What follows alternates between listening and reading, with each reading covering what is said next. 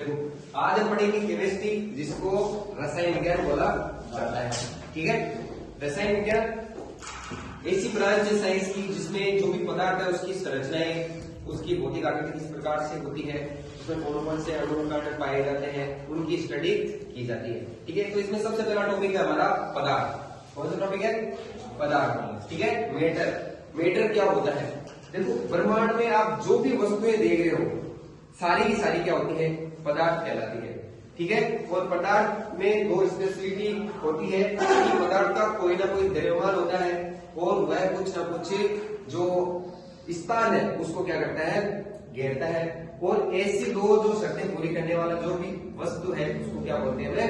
पदार्थ। तो सिंपल सी बात में कह सकते हैं पदार्थ वह वस्तु है जिसका कुछ ना कुछ द्रव्यमान होता है और जो कुछ ना कुछ स्थान घेरती है, पदार्थ कहलाता है। ठीक है, पदार्थ का जो सबसे शुद्ध रूप होता है वो है हमारा तत्व। ठीक है, और पदार्थ का सबसे जो छोटा कण हम मान सकते हैं वो होता है आपका परमाणु। क्या होता है? परमाणु। परमाणु से मिलकर क्या बनता है? आपका पदार्थ बनता है। ठीक है, अब पदार्थ है वो है अलग अलग अवस्थाओं में पाया जाता है। तो पदार्थ है वो मोस्टली 5 है वो अवस्थाओं में पाया जाता है। कौन कौन सी अवस्थाएं हैं? पहली अवस्था है ठोस अवस्था, दूसरी है द्रव और तीसरी है आपकी गैस। इसके अलावा दो आपकी अवस्थाएं और भी है जो कौन कौन सी? आपकी प्लाज्मा और दूसरा है वो आइंस्टाइन कंडेंसेशन, इसको बोला जाता है। ठीक है, हमारी पृथ्वी पर सबसे ज्यादा जो पदार्थ की अवस्थाएं पाई जाती है वो केवल 3 ही है। कौन सी अवस्थाएं है वो? ठोस है, द्रव है और गैस है। और मोस्टली पदार्थ की 3 ही अवस्थाएं मानी जाती है। कौन कौन सी है? ठोस, द्रव और गैस। अब ठोस, द्रव और गैस है, इनको ठोस को ठोस क्यों कहा जाता है? द्रव में ऐसे कौन से गुण होते हैं इसलिए वो द्रव कहलाता है, या गैस में कौन से गुण होते हैं उनको हम अलग अलग पढ़ेंगे। सबसे पहले ले रहे हैं हमें ठोस। देखो कोई भी पदार्थ है वो तत्व से मिलकर बना होता है। दो तत्व आपस में मिलकर अणु का निर्माण करते हैं। इसका निर्माण करेंगे अणुओं का, और वही अणु है आपस में मिलकर क्या बना देते हैं? कोई भी पदार्थ बना देते हैं। तो ये जो अवस्थाएं है वो सबसे ज्यादा डिपेंड करती है अणुओं में। अणु होते हैं वो कितने पास पास में जुड़े हुए हैं, किस प्रकार से वो बंधे हुए हैं आसपास में। ठीक है, तो अणु है वो एक दूसरे से जुड़े हुए होते हैं एक बल के द्वारा। उस बल का नाम है आकर्षण बल। कौन सा बल है? आकर्षण बल। ठीक है, तो सबसे पहले देखते हैं ठोस। ठोस में जो अणु होते हैं वो बहुत ही ज्यादा पास पास होते हैं। इस तरीके से संरचनाएं बनती है। इन अणुओं में जो पाए जाने वाला आकर्षण बल है वो बहुत ही ज्यादा मजबूत होता है, बहुत ज्यादा स्ट्रॉन्ग होता है। इसलिए अणु क्या हो जाते हैं? पास पास में आ जाते हैं, जिसकी वजह से जो अणु है उनका आकार क्या हो जाता है? एक निश्चित आकार बन जाता है, और निश्चित आकार के साथ साथ में उनका क्या बन जाता है? एक निश्चित आयतन भी हो जाता है। तो उस पदार्थ का नाम क्या होगा? ठोस होगा। ठीक है, इसके कौन कौन से एग्जाम्पल है? इसके एग्जाम्पल है आपका पत्थर हो गया, लकड़ी हो गई, ठीक है, पेन हो गया, लोहा हो गया, तांबा हो गया। ये सारे के सारे क्या है? ठोस में गिने जाते हैं। ठीक है, इसके बाद दूसरी अवस्था है आपकी द्रव, जिसको लिक्विड बोला जाता है। द्रव अवस्था अणु थोड़े थोड़े क्या होते हैं? इसमें दूर दूर होते हैं। इनके अणुओं में जो आकर्षण बल है वो ठोसों के मुकाबले क्या होता है? कम होता है। इसलिए अणु थोड़े से क्या होते हैं? ठोस की बजाय दूर दूर होते हैं, जिसके कारण इनका जो आकार है वो जिस पात्र में ये रखे जाते हैं उसी का आकार ये ग्रहण कर लेते हैं। क्योंकि देखो इस प्रकार का इनका अणु की व्यवस्था होती है। ये अणु यहाँ से अगर आगे खिसकेगा तो जो पीछे वाला अणु है वो क्या ले लेगा? इसकी जगह ले लेगा, और उसकी जगह उससे पीछे वाला ले लेगा। इस प्रकार से इनमें क्या पाया जाता है? बंधने का गुण पाया जाता है। तो द्रव की सबसे बड़ी स्पेशलिटी है कि इसमें क्या पाया जाता है? बहने का गुण पाया जाता है, तथा इनका आयतन क्या होता है?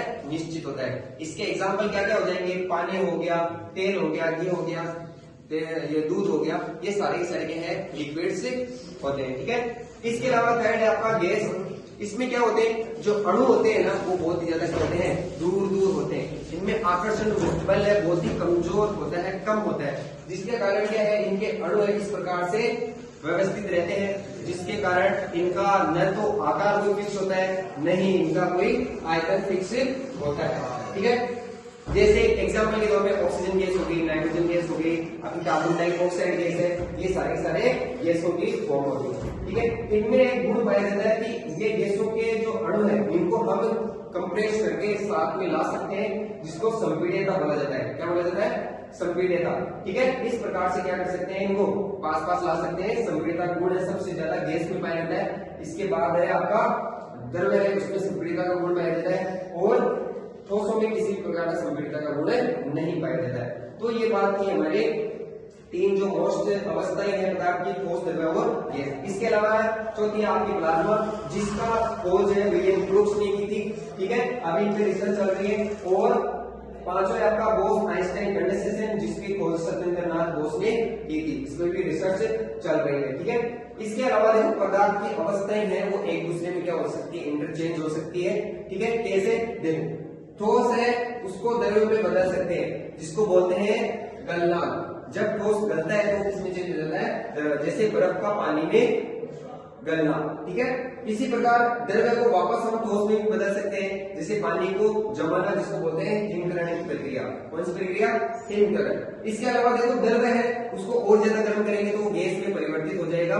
जैसे पानी को और गर्म करने पर उसकी भाप बन जाती है, वाष्प बन जाती है, इस प्रक्रिया का नाम है वाष्पीकरण। ठीक है, इसी प्रकार गैस को अगर वापस कंप्रेस किया जाए, संघनित किया जाए, तो उससे क्या बन सकती है, गैस से वापस द्रव्य बन सकता है। इस प्रक्रिया का नाम है संघनन। इसी प्रकार देखो एक और अवस्था पाई जाती है, कुछ ठोस है वो सीधे गैस में परिवर्तित हो जाते हैं बिना द्रव्य में बदले हुए। इस प्रकार की अभिक्रिया कहलाती है आपकी प्रक्रिया उद्रवपातन। ये कपूर, नौशादर में पाई जाती है। और वही गैस बने हुए उनको अगर हम ठंडा कर ले, कपूर और नौशादर, तो वापस किसमें चेंज हो जाते हैं? ठोस में चेंज हो जाते हैं। तो ये तीनों जो आपकी अवस्थाएं हैं ये एक दूसरे में क्या हो सकती है, इंटरचेंज हो सकती है। यहाँ पे नाम लिखा भी है मैंने, ठोस का द्रव्य में बदलना गलना कहलाता है, द्रव्य का ठोस में बदलना हिमकरण, द्रव्य का गैस में बदलना वाष्पन है, गैस का द्रव्य में बदलना संघनन है, ठोस गैस में बदलता है तो उद्रवपातन कहलाता है, गैस ठोस में बदलता है तो विक्षेपण कहलाता है। ठीक है, इसी प्रकार पानी है जो जमता है,